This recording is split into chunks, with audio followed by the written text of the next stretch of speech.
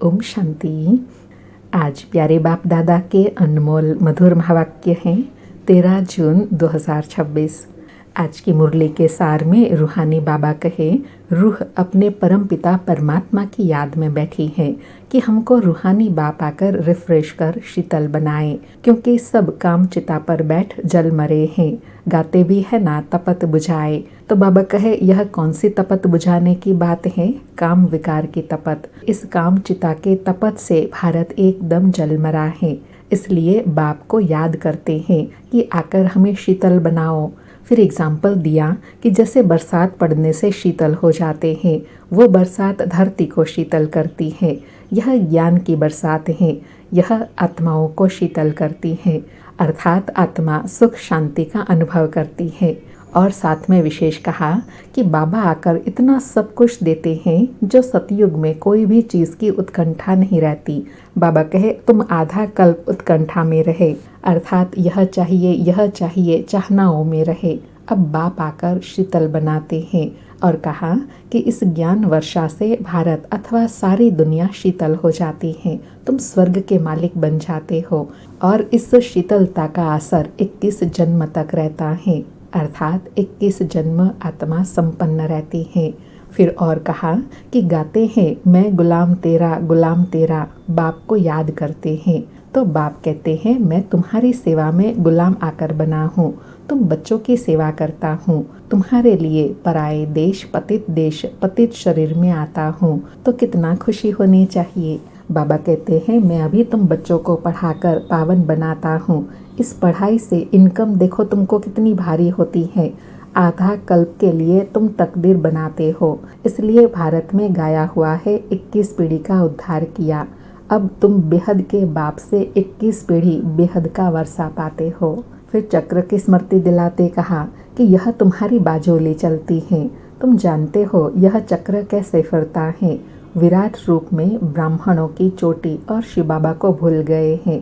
कहते हैं देवता, क्षत्रिय, वैश्य, शूद्र, फिर शूद्र से देवता। अब बाबा कहे, शूद्र से देवता कैसे बन सकते हैं? पहले ज़रूर ब्राह्मण बनना पड़े, ब्राह्मण ही फिर देवता बनते हैं। फिर बाप समान निरअहंकारी बनने के लिए कहा कि शिव बाबा कितनी बड़ी अथॉरिटी होते हुए भी उनको कोई अहंकार नहीं है, लेकिन यहाँ थोड़े भी पोजीशन वाले होते हैं तो कितना नशा उनको रहता है। तो बाबा कहे, वह है अल्पकाल का नशा, मैं फलाना हूँ। अब तुमको इस रूहानी पढ़ाई का नशा है कि हम मनुष्य से देवता बनते हैं। और सदा खुशी में रहने के लिए कहा कि तुम्हारी आत्मा अभी जानती है आत्म अभिमानी बनना है, तब ही बाप को याद कर सकेंगे। बाबा के साथ योग टूटने से माया का गोला लग जाता है, मुरझा जाते हैं। याद करते रहेंगे तो खुशी का पारा चढ़ा रहेगा। फिर और साथ में नशा दिलाते एग्जाम्पल दिया कि कोई बड़ा इम्तहान पास करते हैं तो खुशी होती है, समझते हैं बस इसके ऊपर और कोई पढ़ाई नहीं है। तुम भी जानते हो हमारी इस पढ़ाई से ऊंच और कोई पढ़ाई है नहीं। इन लक्ष्मी नारायण ने पास्ट में ज़रूर ऐसी पढ़ाई की है, राजयोग सीखे हैं, तब महाराजा महारानी बने हैं, इसलिए भारत का प्राचीन राजयोग मशहूर है। बाबा कहे, तुम जानते हो इस जन्म में हम ऐसे कर्म सीखते हैं जो भविष्य 21 जन्म के लिए राज्य करेंगे व स्वर्ग में विराजमान होंगे। फिर ऑलराउंडर पार्ट का महत्व दिलाते कहा कि तुमने 84 जन्मों का चक्र लगाया है, अभी तुम्हारा यह अंतिम जन्म है। अब तुम फिर से अपना वर्षा लेने आए हो, तुमको मुक्ति धाम में बैठ नहीं जाना है, तुम्हारा तो ऑलराउंडर पार्ट है। बाबा कहे, महिमा भी ऑलराउंडर पार्ट बजाने वाले की होती है, इसलिए देखो तुम्हारा कितना भारी यादगार है, सबसे जास्ती पार्ट बजाने वाले की ही महिमा है। फिर कहा कि मनुष्य समझते हैं कि सूर्य चांद आदि सब सुख देने वाले हैं, सुख देने की सर्विस करते हैं, इसलिए उनको देवता समझते हैं। बाबा कहे, वास्तव में देवता कोई सर्विस नहीं करते हैं, सर्विस तो तुम बच्चे करते हो। और साथ में कहा कि बाप ओबीडियंट सर्वेंट हैं, बच्चे दुखी होते हैं तो बाप को तरस पड़ता है। तो अभी बाप आए हैं समझाने के लिए, बच्चों को फिर से 100 देवी देवता पद प्राप्त कराने। और लास्ट में नशा दिलाते कहा कि अभी बाप तुम बच्चों की अविनाशी ज्ञान रत्नों से झोली भर रहे हैं। कभी ऐसा बाप देखा कहते हैं, बच्चों मैं तुम्हारे लिए वैकुंठ सौगात में लाया हूँ। तुम स्वर्गवासी थे, अब पतित नरकवासी बने हो। अब बाप फिर से सर्वगुण संपन्न 16 कला संपूर्ण बनाते हैं। संपूर्ण देवता बनने के लिए बाप कहते हैं, मन मना भव। मुझ एक बाप को याद करो तो तुम तमो प्रधान से सतो प्रधान बन जाएंगे। बाबा कहे, मैं मास्टर सर्वशक्तिमान हूँ, मुझे याद करो। याद को ही योग अग्नि कहा जाता है, जिससे तुम्हारे सारे पाप दग्ध हो जाते हैं, फिर तुम पवित्र बन जाएंगे। सुनते हैं प्यारे बाप दादा के अनमोल मधुर महावाक्य। आज बाबा कहे, मीठे बच्चे, बाप आए हैं सारी दुनिया से विकारों की तपत बुझाई, सबको शीतल बनाने। ज्ञान बरसात शीतल बना देती है। आज मुरली से प्रश्न है, कौन सी तपत सारी दुनिया को जला रही है? उत्तर में बाबा कहे, काम विकार की तपत सारी दुनिया को जला रही है। सब काम अग्नि में जलकर काले हो गए हैं। बाप ज्ञान वर्षा से उन्हें शीतल बनाते हैं। जिससे बरसात पड़ने से धरती शीतल हो जाती है, तो इस ज्ञान वर्षा से किस जन्मों के लिए तुम शीतल बन जाते हो। किसी भी प्रकार की तपत नहीं रहती। तत्व भी सतो प्रधान बन जाते हैं, कोई भी तपत नहीं। सारी मुरली से धारणा के लिए सार है। पहला पॉइंट, रूहानी पढ़ाई के नशे में रहना है। बाप समान निरअहंकारी बनना है।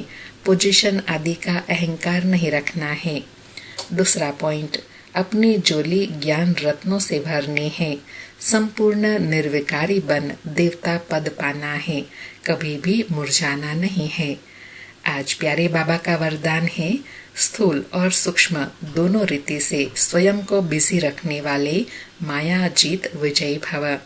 स्थूल और सूक्ष्म दोनों रीति से स्वयं को बिजी रखने वाले माया जीत विजयी भव। स्पष्टीकरण है, स्वयं को सेवाधारी समझ अपनी रुचि उमंग से सेवा में बिजी रहो तो माया को चांस नहीं मिलेगा। जब संकल्प से, बुद्धि से, चाहे स्थूल कर्मणा से फ्री रहते हो तो माया चांस ले लेती है। लेकिन स्थूल और सूक्ष्म दोनों ही रीति से खुशी खुशी से सेवा में बिजी रहो तो खुशी के कारण माया सामना करने का साहस नहीं रख सकती। इसलिए स्वयं ही टीचर बन बुद्धि को बिजी रखने का डेली प्रोग्राम बनाओ तो माया जीत विजय बन जाएंगे। बाबा ने माया जीत विजय बनने की सहज विधि बताई कि अपने मन बुद्धि को बिजी रखो। उसके लिए मन बुद्धि को प्रोग्राम दे दो और जितना बिजी रहेंगे उतना उन्नति होंगी, खुशी रहेंगी। और जहाँ खुशी होंगी वहाँ माया के आने का साहस ही नहीं रहेगा। आज का स्लोगन है, निश्चय और फलक से कहो बाबा मेरे साथ हैं तो माया समीप आ नहीं सकती। निश्चय और फलक से कहो बाबा मेरे साथ हैं तो माया समीप आ नहीं सकती। आज के अव्यक्त इशारे हैं, सदा हर्षित रहने के लिए अपनी नेचर को सरल बनाओ, सहनशील बनो। आज बाबा ने सरल बनने के लिए कहा कि बाप दादा सभी बच्चों के चलन और चेहरे में, बोल व कर्म में सरलता और मधुरता देखने चाहते हैं। अगर आवेश या थकावट के कारण थोड़ा भी बोल मधुर नहीं है, चेहरा मधुर नहीं है, सीरियस है, तो गुण संपन्न नहीं कहेंगे। कैसे भी सर्कमस्टांसेस हो, लेकिन मेरा जो गुण है वह मेरा गुण इमर्ज होना चाहिए। जैसे बाप दादा वैसे हुबहू वही गुण, वही कर्तव्य, वही बोल, वही संकल्प अनुभव हो। सभी के मुख से निकले यह तो वही लगते हैं। आज बाबा ने स्वभाव को सरल बनाने के लिए कहा कि जो अपने ओरिजिनल स्वभाव संस्कार हैं उसके साथ ही व्यवहार और कर्म में आएंगे, चाहे कैसे भी सर्कमस्टांसेस परिस्थिति हो, लेकिन ओरिजिनल गुण के साथ कर्म में आएंगे तो संबंध संपर्क में आने वाली आत्मा हमसे ऐसा अनुभव करेंगे कि यह तो वही है, इनमें तो बाबा के गुण दिखाई देते हैं। अच्छा, ओम शांति। शुक्रिया बाबा, शुक्रिया।